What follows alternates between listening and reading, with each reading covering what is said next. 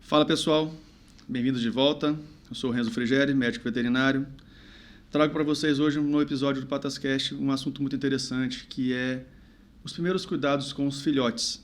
Hoje em dia tem muita gente trazendo mais filhotinhos para dentro de casa, adotando, então isso é uma coisa importante, são detalhes importantes que a gente precisa saber. E para tirar essas dúvidas com a gente, eu trouxe para cá Thiago Zucolotto, médico veterinário já muito experiente, com uma bagagem muito boa de conhecimento, para trazer para a gente essas informações. Thiago, bem-vindo. Obrigado pela sua presença aqui.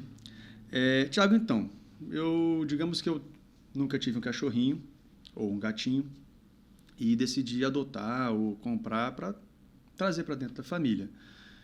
Quais são os primeiros cuidados? Que é a primeira coisa que eu tenho que fazer com esse filhotinho? Bom, primeiro, antes de responder essa pergunta, queria te agradecer pelo convite. Obrigado por estar aqui, muito, muito legal, muito bacana. E muito experiente também, você acaba entregando idade. Experiente, mas assim... Mas a gente não tem como esconder, pai. Essa barba branca que a gente tem aqui não dá para esconder, não. Tem como. Até tem, mas a gente não quer. Mas sim, ok. Vamos falar da vida do filhote a partir do momento da aquisição, seja pela compra com canil, ou seja pela adoção, que tem a conscientização com respeito à adoção tem aumentado. Sim, então, muita gente bastante. tem recorrido não a canis de reprodução, mas a ONGs, a abrigos, que pegam muitas cadelinhas prens, perdidas e tal. E ambos requerem cuidados, especiais. Então, assim, primeira coisa, se pegou um filhote no canil, pegou um filhote num abrigo, ou mesmo tirou da rua um filhotinho lá que estava perdido, primeira coisa, leve a um veterinário. Leve ao veterinário, porque é preciso, os cães ou os gatos também, isso que eu falei para cão também serve para gato, vem muitas vezes com algumas coisas que precisam ser cuidadas para não trazer para dentro de casa certas doenças. Certo. São as zoonoses, As zoonoses, as doenças para a própria família ou para outros animaizinhos da casa. Sim. Então é comum, por exemplo, sarna de ouvido, sarna de pele, A sarna de ouvido, ela não passa para a gente, mas passa para o outro bicho que está na casa. Já a sarna de pele passa para a gente. E aí é um problemão. Eu já tive cliente com esse tipo de problema, E alguns vírus, dos cães, por exemplo, o vírus de sinomose, que pode ir para o cachorrinho da casa, que está lá, que não tinha nada a ver com a história, que estava super tranquilinho. Bem. Aí você levou um animalzinho com um vírus muito contagioso para dentro de casa. Então, primeira coisa... Verminose também, Verminose também. Tem que ser cuidada. E, assim, quando você leva no veterinário, ele vai te orientar quanto a essas coisas, vai fazer um exame clínico, vai dar uma olhada na pele, vai dar uma olhada na mucosa, a mucosa é a gengiva, vai ver se tem algum sinal de anemia ou não, vai te orientar quanto à vermifugação, tirar os parasitas. Isso, eliminar Desparasitar. Isso, vou eliminar qualquer parasita que tiver. Isso. Tanto os ecto, que são os parasitas externos. Isso. Quanto pulga, carrapato e sarna, quanto os endo, que são os verminhos de barriga, lombriga e companhia, que dá dor de barriga, que dá vômito, E tanto pode passar para a gente, como pode passar para outro bichinho da casa. Tem uma outra zoonose também importante, zoonose, ou seja, uma doença que está no cachorrinho e pode pegar na gente, é giardia, Giardia. Na verdade, é uma antropozoonose ou zooantroponose, que quer dizer o seguinte, nós podemos passar para eles também. Também, Pode sim, tá? Então, são doenças comuns às duas espécies, Humanos e caninos e felinos, Então, tem que se cuidar. Enfim, levar ao veterinário para ele te orientar quanto a esses primeiros cuidados. Cada veterinário vai ter uma conduta. Eu tenho uma conduta muito própria, que é o seguinte. Primeira coisa, a gente dá uma olhada geral, como é que está o score corporal, como é que está de peso, como é que está de pelagem, Isso dá uma ideia para a gente nutricional, se ele está em déficit nutricional ou não, né? E também é válido fazer um exame de sangue também, para ver como é que estão as... Sim, aí vai se fazer um check-upzinho, né? Vai se colher um sangue, a gente pode fazer um exame de fezes, um exame de urina. Isso vai te cercar de cuidados, vai te garantir paz e sossego, né? Uma coisa que eu não gosto de fazer, vacinar o bichinho num dia que ele chegou em casa. Tem que chegar aí correndo vacinar. São situações muito específicas que a gente corre com a vacinação.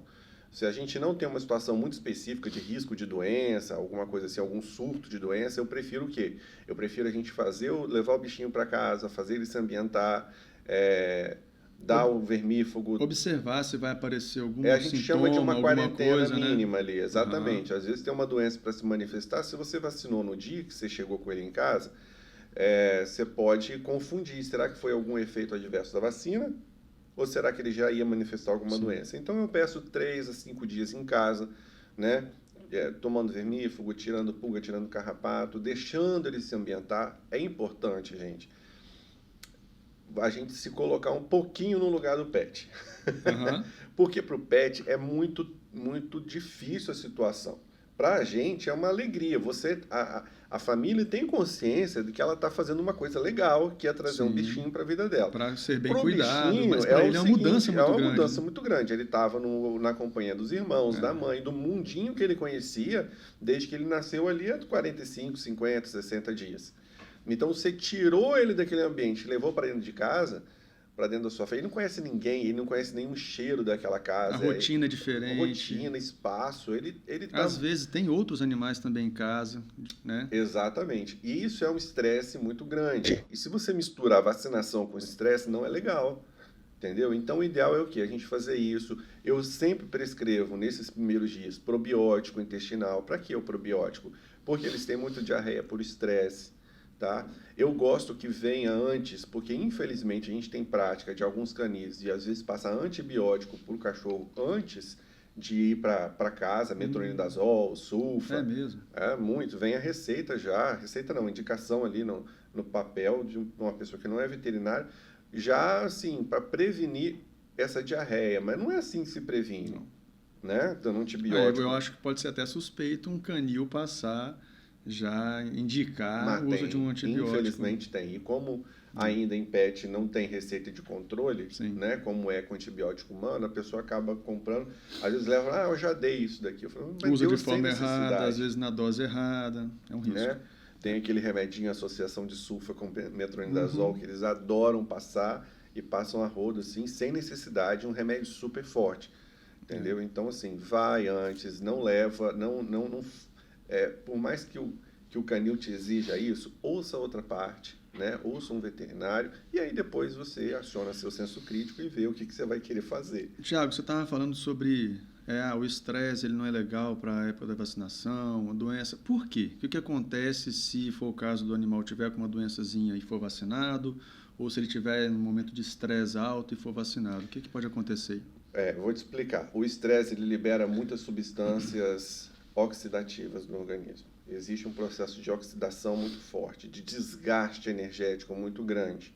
E a vacina, ela é o quê? Elas são antígenos, são substâncias que são aplicadas, pedacinhos de vírus e bactérias mortos, que vão fazer o organismo produzir anticorpo. Esse mecanismo de produzir anticorpo requer muita energia e saúde do cãozinho para que alcance níveis protetores. Então, quando você vacina um cãozinho que não está em um estado de saúde muito bom, nutricional, parasitado, esse animalzinho não vai ter energia. Então, no mínimo, essa vacina não vai fazer um bom efeito. Você vai achar que ele está protegido contra alguma doença, quando na verdade ele não alcançou essa, a gente chama de titulação, essa taxa de anticorpo que é eficaz. Por quê? Porque ele estava ou parasitado ou passando por esse período de muito estresse. Eu acho que um dos principais para atrapalhar a vacina são os vermes, né? As verminoses, né? Que acaba que ela desvia boa parte da atenção do sistema imunológico, para combater essas verminoses, e aí não tem o suficiente para responder à vacinação. E desnutrição também. E a desnutrição. Tá? Às vezes um animalzinho de abrigo e animalzinho de canil. Gente, olha, uma coisa, infelizmente, que acontece, eu não estou aqui falando mal de criador, Claro. não é essa a ideia, mas eu tenho que falar uma realidade que a gente vê. Infelizmente, existem criadores que dão pouca comida para o cãozinho, principalmente os cães miniatura. Uhum. Para quê? Para quando a pessoa vai lá olhar a ninhada, eles estejam muito pequenininhos. Eles querem isso porque há uma tendência no mercado de procurar um menorzinho. Sim. Eu quero o menor cachorro. Eu quero E isso, infelizmente, não é nem saudável. Nem tá? um pouco, nem não. um pouco Aí... saudável. E é também, eu acho muito antiético isso também, né? É antiético. É antiético. Não deixa de ser uma vida, não deixa de ser um não, serzinho. sem dúvida que é antiético. Um serzinho tão feliz, né? Exatamente. E ainda pensar em controlar a comida, alimento, eu acho, para mim isso daí é um absurdo. E aí às vezes eles reduzem isso para o cachorrinho ter, nesses primeiros dias, uma taxa de crescimento menor, para a pessoa falar, nossa, esse é pequenininho mesmo. Mas não é que ele é pequenininho, ele está desnutrido. E aí leva para vacinar, e você vacina um cachorrinho, às vezes, em estado de nutrição baixo, né? Ele não vai responder bem. Não vai responder, vai ter reação vacinal forte, sabe? Reação vacinal, efeito colateral, assim, aquela febril, ficar muito dolorido depois da vacina, às vezes porque não estava, talvez, o estado nutricional adequado, ou estava muito parasitado. Então, é importante a gente prestar atenção nisso, por isso que é importante a orientação de profissional. Então, a gente falou aqui, foi sobre vacina, sobre as verminoses, vermifugação. Sim. Quais outros cuidados que a gente precisa ter? Mas às vezes não medicação, mas os cuidados em casa agora com eles. Tá. Vamos falar para uma pessoa que nunca teve um pet, isso. Um cão ou um gato, nunca teve um pet e precisa saber essas informações básicas de cuidados para eles. Perfeito. Em primeiro lugar, assim, então comprou ou adquiriu ou adotou e levou no veterinário. Começou ali aquele protocolo nutricional, ajustar a ração, uma ração de melhor qualidade, né? Preparou para vacinar, começou a vacinação, né?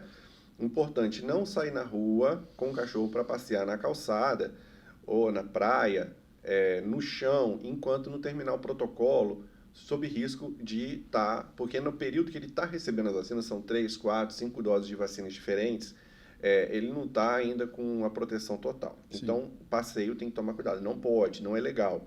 Mas eu indico o quê? Eu indico um passeio no colo, no quarteirão, tá? Da sua casa ali, do seu prédio, descer com um cachorrinho no colo. Para quê, gente? Porque existe uma coisa chamada janela de socialização. Então, se você prender esse cachorro e deixar ele isolado do mundo até 4, 5 meses, que é o período que termina a vacinação, ele vai ficar um cachorrinho meio neurótico. Porque quando ele começar a ver, ele pode ficar muito ansioso, muito assustado, dependendo do temperamento, pode ficar agressivo com outros animais, agressivo com pessoas de uniforme, sabe? Pessoas com cor diferente das pessoas da casa, se é uma família negra ou se é uma família branca, ou ele não ter contato com uma cor ou com outra. Aí as pessoas têm aquela brincadeira, o cachorro é racista. Não é que ele é racista, ele não teve hábito na janela de socialização de conhecer esse tipo de coisa. Uma bicicleta, sabe? Uma motocicleta passando, um caminhão passando. Então, ele é acolhido no seu colo, né? Sendo acalmado, vendo isso ajuda na socialização. Outra coisa importante, socializar com outro cãozinho saudável.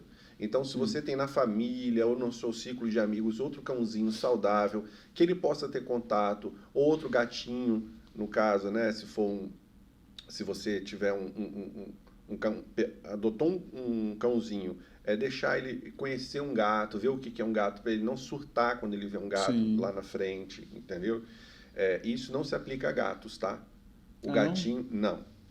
No caso do gatinho, não dá para você ficar apresentando ele para outro gato. Não é assim que socializa gato. É um pouco mais complexo e levaria mais tempo, né, para eu explicar sobre isso aqui. Pode entrar num outro episódio. Numa outra parte. Mas o gatinho você não recomendo. E o gatinho também, essa volta de quarteirão para um gatinho que vai viver em apartamento, não é adequado também.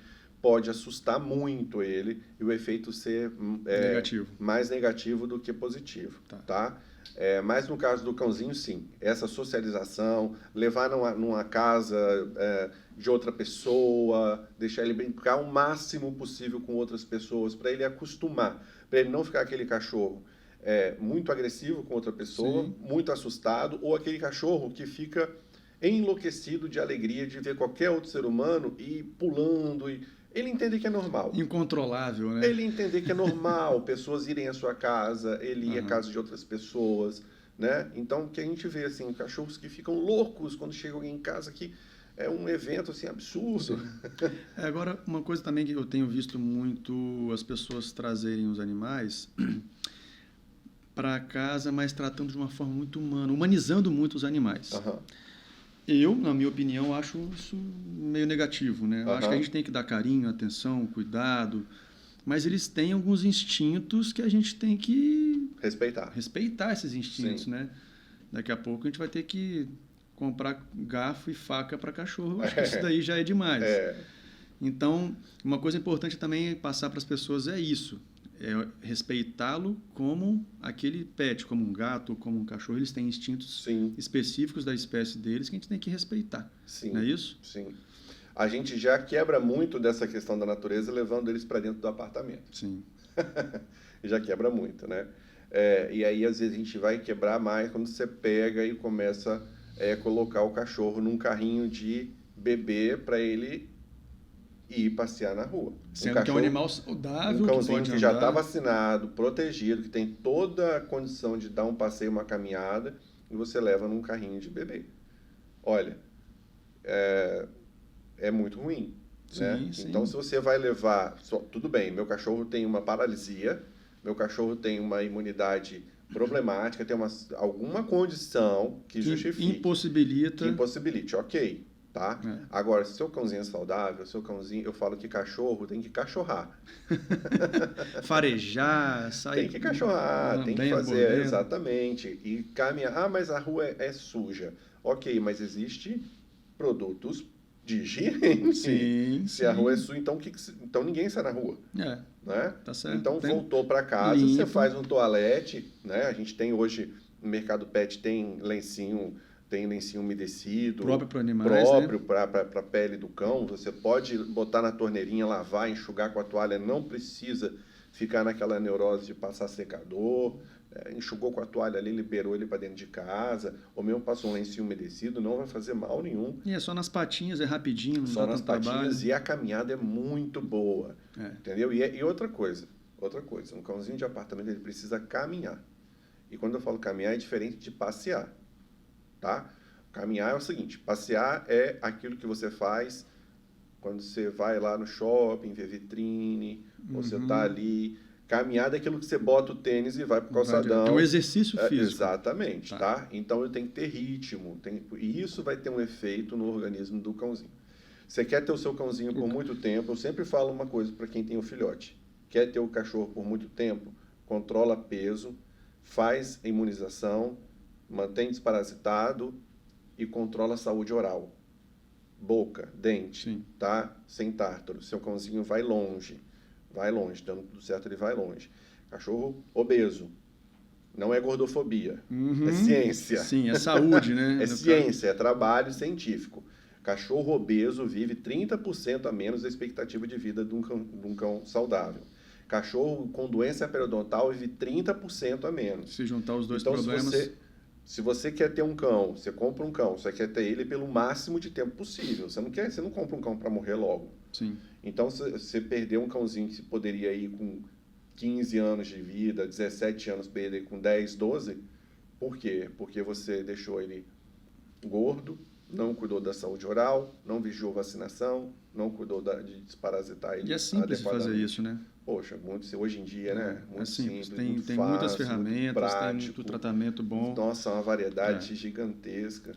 E aí, voltando para o filhotinho em casa, alimentação. Como é que funciona a alimentação dentro de casa? Como é que oferece essa alimentação? Tá. A gente teve, né, de uns anos para cá, né, da década de 80 para cá, o advento da ração, né? Da popularização da ração, né? Até então os cães comiam comida... Carne de panela. Como é que chamava? Era polenta com víscera, né? Uhum. Pulmão, era o resto da comida. Do açougue lá, casa. pegava o resto do açougue, levava para casa, cozinhava com fubá e era a comida do cão. Isso dava muito desordem nutricional. depois veio o advento da ração. Então, hoje você tem uma gama de ração absurda. Quando eu era criança, tem pouquíssimo tempo isso. Sei. Mas quando eu era criança, existia acho que 2 ou 3 marcas no máximo de ração. Eram poucas mesmo. Embalagens enormes, até de papelão, né? Pouquíssimas, né? Hoje em dia você tem uma variedade imensa para raças, para porte, para idades diferentes e rações para problemas de saúde específicos. Então, você tem uma praticidade enorme. E muita gente me questiona com relação a, e aí, alimentação natural, dar comidinha caseira, ração tem muito conservante, ração dá câncer. Eu falo, ó, se a gente tem hoje cãozinho chegando a 15, 20 anos de idade, muito disso é um mérito da ração. Sim. Porque a ração é um alimento feito equilibrado, com taxa de proteína, gordura, carboidrato adequado, vitaminas, com vitamina, macro e micronutriente muito bem dosificado.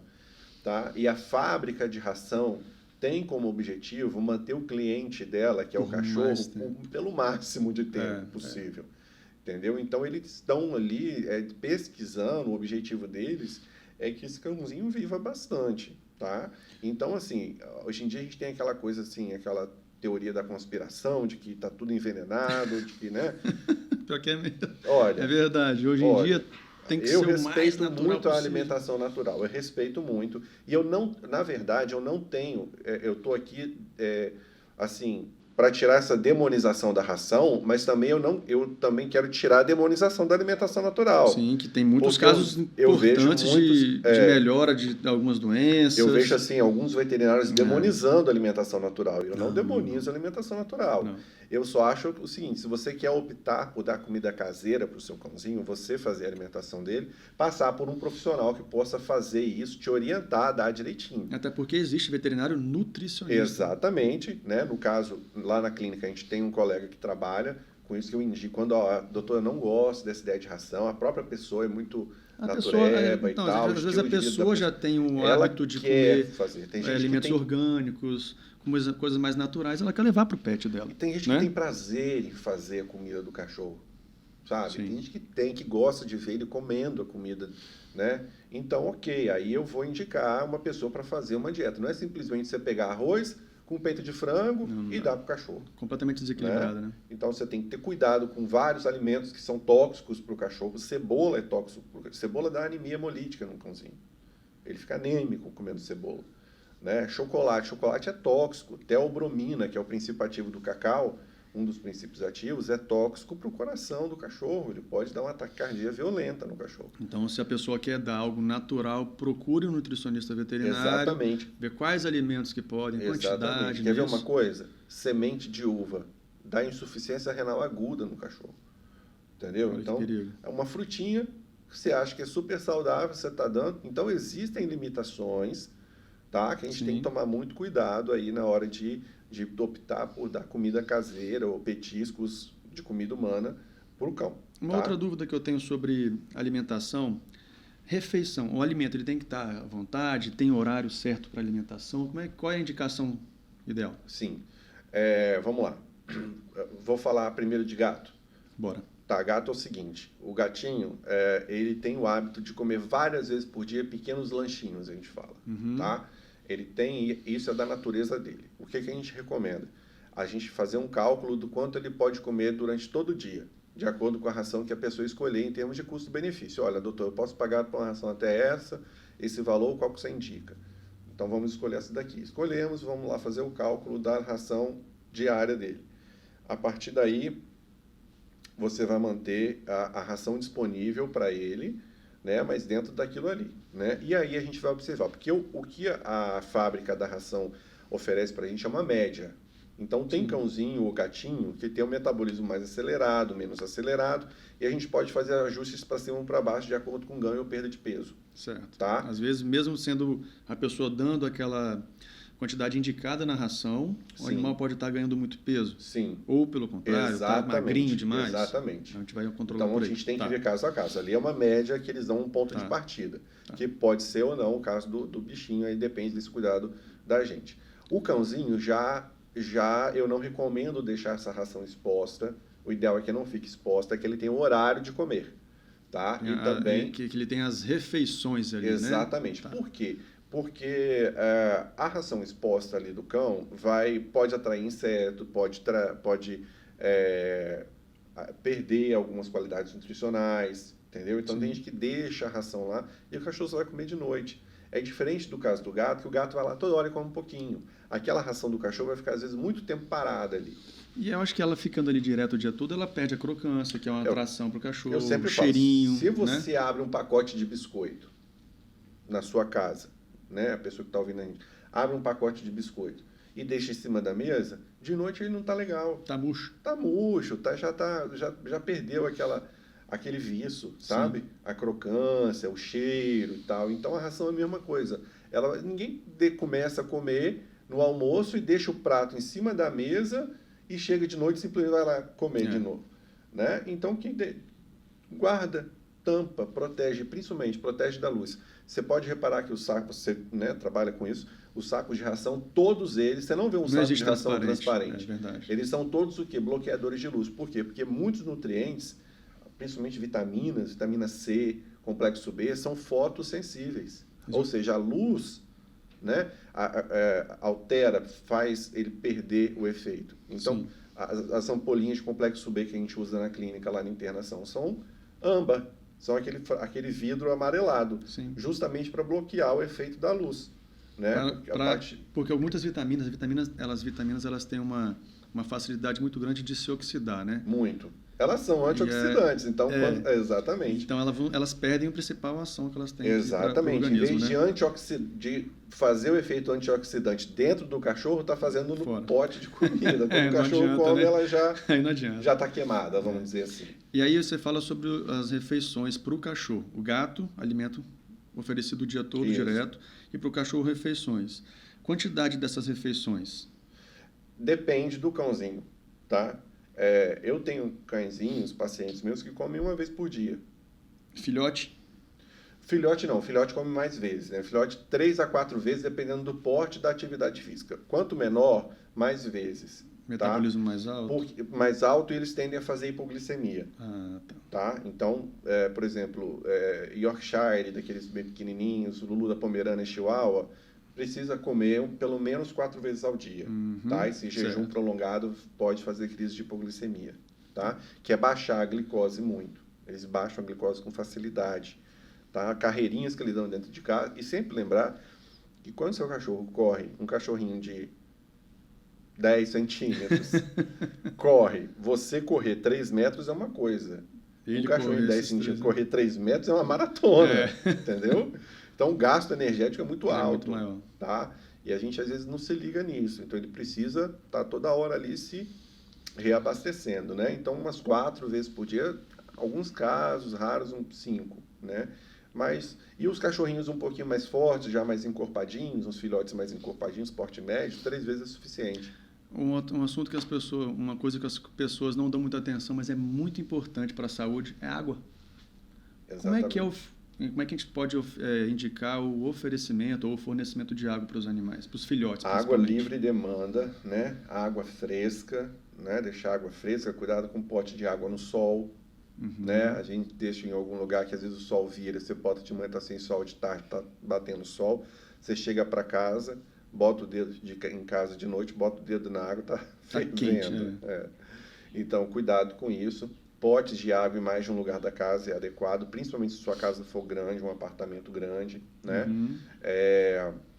Você pode colocar gelo na água, pedras de gelo na água também para manter, principalmente agora no verão, né? Está vindo aí o período mais quente. Até para ficar mais atrativa para eles também. Exatamente. E gestão de água é uma coisa importante para os gatos, né? Demais. Nos gatos, o que a gente pode estimular? As fontezinhas que funcionam bem, são aquelas elétricas que você liga na energia, elas vão circulando a água. Circulando a água, se estimula o gato a tomar água.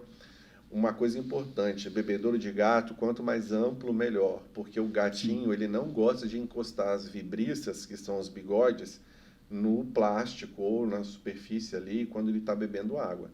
Então, quanto maior o pratinho, mais ele vai beber água. Tá?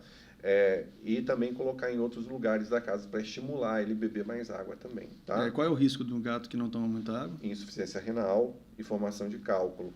cálculo de bexiga, É uma coisa muito cálculo comum de renal, acontecer, muito né? comum, e obstruir, principalmente o gato macho, obstruir a uretra e ter que ir para a clínica porque não está conseguindo fazer xixi, porque fez uma pedrinha que parou ali na uretra do gatinho, né? Uma forma também de a gente fazer isso é estimular, ou aumentar a hidratação do gato, principalmente, oferecer sachê para ele. São Algumas esses vezes alimentos por semana. que vêm no sachêzinho úmidos, né? Molhadinho, molho, tipo molho. Muito recomendado, tá? Muito recomendado oferecer. E aí é importante oferecer para o gato até 4 meses de vida. Ele precisa ter contato, porque o que o gatinho, diferente do cão, o que o gatinho tiver contato alimentar durante essa janela, ele vai levar para a vida. Sim. O que ele comer, ele vai levar para a vida. Se ele não comer, ele não come mais.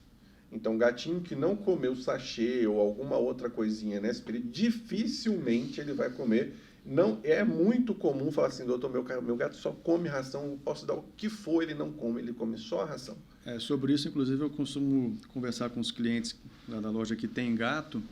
Eu falo, olha, aproveita essa fase de filhote, muda a ração, dá um alimento diferente. Exatamente. Mostre para ele formas de alimento diferentes, seja seco, úmido, porque depois, quando tiver adulto, vai ser mais tranquilo, porque o gato é muito exigente, né?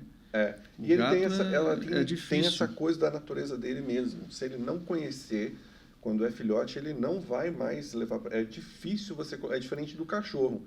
O cachorro é mais curioso, menos seletivo. É mais para frente para isso. É menos seletivo. O gato não, o gato ele é mais seletivo. Se você habituar ele nessa fase a comer outras coisinhas, ok. Se não habituar, você não consegue, raramente você consegue introduzir uma forma nova de alimentação. Bom, então a gente falou sobre vacinação, vermifugação, alimentação, água. O que mais que você acha que é importante para a gente poder fechar aqui? Eu acho que é muito importante falar para quem está pegando um gatinho, adotando um gatinho, não dê banho no seu gato. Não dar banho. Não dê banho no gato. Gato e banho não combina, tá? Só assim, em casos específicos. Meu gato...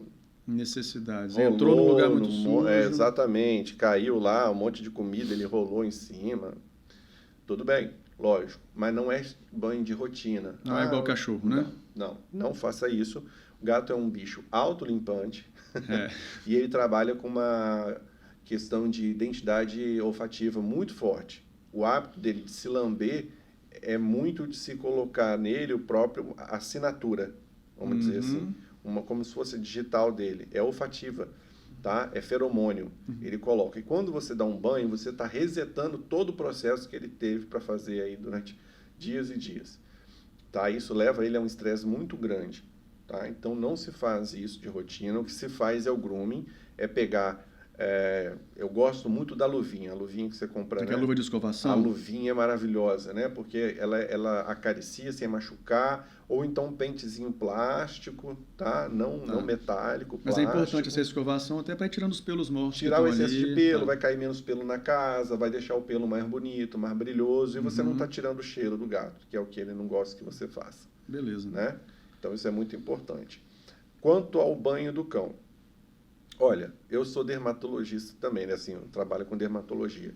E hoje em dia a gente trata muita dermatite atópica, né? Então, eu falo assim, cuidado com o produto que você usa e com a frequência. Alguns cães vão precisar de muito menos banho do que outros, né? E alguns cães são muito sensíveis. Então, tem que ser, cada caso é um caso, tá? Em termos de banho. E você falou da dermatite atópica, isso aí tá comum demais. A gente vê isso demais hoje em dia. É uma doença da modernidade. É uma doença da modernidade, tá?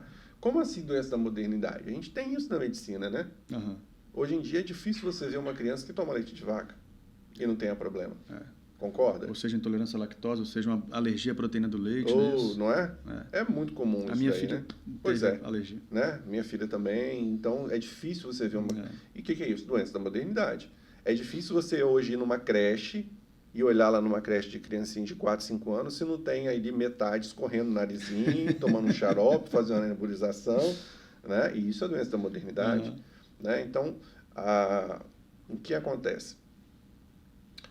Quando a gente seleciona muito, a gente nutre bem, o indivíduo, estou falando do indivíduo, estou falando até de humano, tá? Padrão nutricional muito adequado, imunização super adequada, Sim. Indivíduo desparasitado, tá? Você tem um sistema imune super eficiente e pouco desafio. Como pouco desafio? Ele não tem giardia, ele não tem ameba, ele não tem bicho de pé, ele não tem piolho, ele não dá topada e fica... ele não tem feridas da vida livre. Não tem contato com desafios, não produz defesa direita. Então você tem um exército, que é o sistema imune super eficaz e ocioso. Sim. E aí ele vai começar a fazer anticorpo contra o que ele não precisa. E o que é o que ele não precisa? O alimento, né? No caso das crianças, o leite, né? Que é o alimento mais comum deles, ou outro alimento qualquer que seja. Tem criança alérgica a soja, alérgica a qualquer outra coisa. Eu conversando com uma veterinária sobre isso, ela falou que nos Estados Unidos é muito comum alergia a amendoim. Amendoim é a principal nos Estados Unidos. É a principal por causa da manteiga de amendoim, que todo mundo come muito lá. Pois é. Né? Eles comem muita manteiga de amendoim, e o amendoim tem um potencial alergênico muito grande de fazer anticorpo, né? E então o que a gente sabe, por exemplo? Nos países que você tem um baixo IDH, você tem baixa nutrição, baixa condição, você não tem alergia, basicamente. Porque eles não têm tempo para ter alergia. Eles estão desnutridos, eles estão tendo cólera, cara. Estão tendo cólera. Como é que eles vão ter alergia se estão tendo que lutar contra a cólera? Onde que você vai ter muita alergia? Países de Suécia, sabe? Os países escandinavos lá, os nórdicos, sabe? Países que têm alto IDH, que está todo mundo vacinado, não tem doença. Se não tem doença, eles vão arrumar. Aí faz anticorpo contra o ácaro, que está aqui no ambiente, contra o fungo do mofo, o pólen que está vindo pelo vento, da graminha, sabe? E aí começa a fazer anticorpo, e aí começa a dermatite atópica, e aí começa a bronquite, a gente está tendo muito caso de bronquite, e muita alergia alimentar. Independente de ser de ração ou de alimento, não é porque está dando ração que está dando alergia alimentar. Mas isso também não pode ser por cruzamentos? Não. Não, né? Não, isso tem muito a ver com o estilo de vida. Muito a ver com o estilo de vida. A dermatite atópica, em especial, ela tem um fator assim, ela é multifatorial. A gente não sabe o quanto que ela é genética, o quanto que ela é influenciada pelo meio, né? Sim. Mas, por que eu te falo isso? Porque eu tenho um monte de vira-latinha que é atópico. E eu tenho um monte de cachorrinho de raça que não tem dermatite atópica.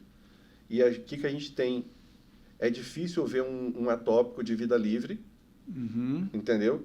Como é difícil você ver criança de vida livre, que eu digo, criança que está lá na periferia brincando e jogando bola na rua, criança do interior que está pulando no rio, que está andando descalço no curral, tendo síndromes alérgicas. E animais também. Os animais de roça, os animais de fazenda, dificilmente têm dermatite. É raro você ir numa fazenda e achar um cachorro alérgico. Então aí eu pego uma expressão que você usou agora há pouco com a gente, tem que cachorrar, né? Tem que cachorrar. Então, ou seja, os animais eles precisam manter os instintos dele, viver do jeito que eles precisam viver. Exatamente. Não podemos super protegê-los dentro de casa. Vamos pensar nos gatos, eles não são animais de ficar passeando, né? Exatamente, não deve, pelo menos. Mas eles têm os instintos que devem ser respeitados. E os cães, eles precisam sim do passeio, eles precisam ter contato com o ambiente, precisam viver fora. Exatamente. Não são humanos. Exatamente. Correto? Então, tem um filhotinho em casa, cada espécie segue a sua característica, não é isso? E para os gatinhos, pode manter dentro de casa sem problema, não tem necessidade de passear, mas eles precisam de ter as interações dele, os brinquedos, algumas coisas ali para poderem manter um instinto de caça, tem brinquedinhos para caçar. Aí, então, o gato é especial nesse quesito, porque eu vejo pessoas passeando com gato. Isso não quer dizer que o gato está gostando.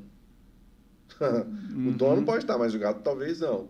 E às vezes tem problemas sérios de comportamento no felino causado por passeios forçados. Sim. Tá? Porque ele se assusta muitas vezes, é difícil às vezes adaptar o gato ao passeio de coleira. E deixar quem mora em casa, deixar que o gato ande sozinho pelo telhado, vá para o vizinho e tal, você expõe ele a essa série de riscos. Briga com outros gatos, cachorros, maldade humana, paulada, pedrada, doenças, veneno, né? Tem gente que tem passarinho em gaiola e coloca veneno no quintal para o gato comer e morrer e não pegar o passarinho dele. Entendeu? Então, isso é comum em bairro mais de casa e tal. Então, é muito perigoso o gato sair. Gatos que têm vida livre diminui até em 70% a expectativa de vida. Bastante. É. Então tá bom. Então, Thiago, obrigado pelos esclarecimentos de Nada, eu hoje. te agradeço. Para quem ouviu o nosso bate-papo hoje, gostou, se inscreva no canal, curte, comente, traga para a gente informações que a gente precisa trazer para vocês. Espero você aqui mais uma vez. Muito prazer. Até a próxima, pessoal.